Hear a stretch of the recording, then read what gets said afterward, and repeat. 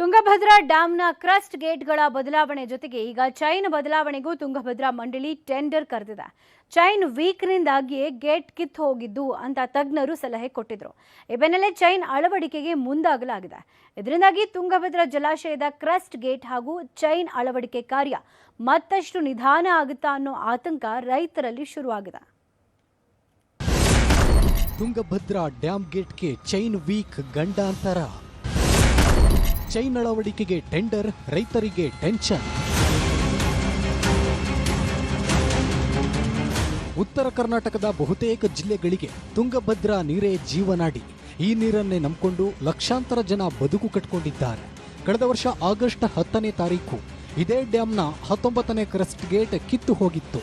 ಇದರ ಪರಿಣಾಮ ಅಪಾರ ಪ್ರಮಾಣದ ನೀರು ಪೋಲಾಗಿತ್ತು. ಹೀಗಾಗಿ ಎಚ್ಚೆತ್ತ ಸರ್ಕಾರ ಹರಸಾಹಸಪಟ್ಟು ಗೇಟ್ ಅಳವಡಿಕೆ ಕೆಲಸ ಮಾಡಿತ್ತು. ಇದರ ಬೆನ್ನಲ್ಲೇ ಬೇರೆ ಗೇಟ್ಗಳು ಶಿಥಿಲಗೊಂಡಿರೋದು ಗೊತ್ತಾಗಿತ್ತು. ಹೀಗಾಗಿ ಕಳೆದ 7-8 ತಿಂಗಳುಗಳಿಂದ ಬೇರೆ ಗೇಟ್ಗಳ ಅಳವಡಿಕೆ ನಡೀತಾನೇ ಇದೆ.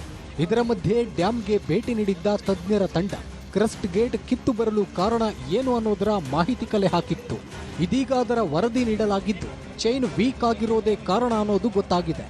ಹೀಗಾಗಿ ಚೈನ್ ಅಳವಡಿಕೆಗೆ ಟೆಂಡರ್ ಕರೆಯಲಾಗಿದ್ದು ಇದಕ್ಕೆ ಇನ್ನೆಷ್ಟು ದಿನ ಬೇಕು ಅಂತ ರೈತರು ಕಂಗಾಲಾಗಿದ್ದಾರೆ.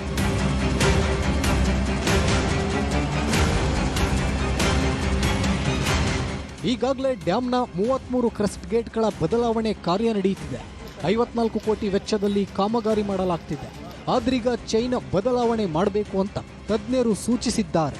ಹೀಗಾಗಿ 5.38 ಕೋಟಿ ವೆಚ್ಚದಲ್ಲಿ 66 ಚೈನ್ಗಳ ಬದಲಾವಣೆಗಾಗಿ ಸಿದ್ಧತೆ ನಡೆಸಲಾಗಿದೆ. ಈ ಬಗ್ಗೆ ಮಾಹಿತಿ ನೀಡಿದ ಸಚಿವ ಬೋಸರಾಜು ಆದಷ್ಟು ಬೇಗ ಕಾಮಗಾರಿ ಪೂರ್ಣಗೊಳಿಸ್ತೀವಿ ಎಂದಿದ್ದಾರೆ. ಲೇಟ್ ಸ್ಟಾರ್ಟ್ ಆಗಿ ಚೈನ್ಗಳು ಸಹಿತ ಚೇಂಜ್ ಮಾಡೋಣ, ಮತ್ತು ಅದು ಪ್ರಶ್ನೆ ಬರಬಾರ್ದು ಅಂತೇಳಿ ಅವರು ಟೆಕ್ನಿಕಲಿ ಹೇಳೋದ್ರಿಂದ ಆ ಚೈನ್ಗಳಿಗೆ ಆರ್ಡರ್ ಕೊಟ್ಟು ಟೆಂಡರ್ ಆಗಿ ಎಲ್ಲ ಆಗಿ ಅದು 5.6 ಕ್ರೋರ್ಸ್ಗೆ ಏನಾಗಿದೆ ಅಂತ ಮಾಡಿ ಅವ್ರಿಗೂ ಟೈಮ್ ಕೊಟ್ಟಿದ್ದಾರೆ. ಅವರು ಏಪ್ರಿಲ್ ಕೊನೆಗೆ 15th ಆದಮೇಲೆ ಸರ್ಬರಾಜು ಮಾಡಲಿಕ್ಕೆ ಒಪ್ಕೊಂಡಿದ್ದಾರೆ.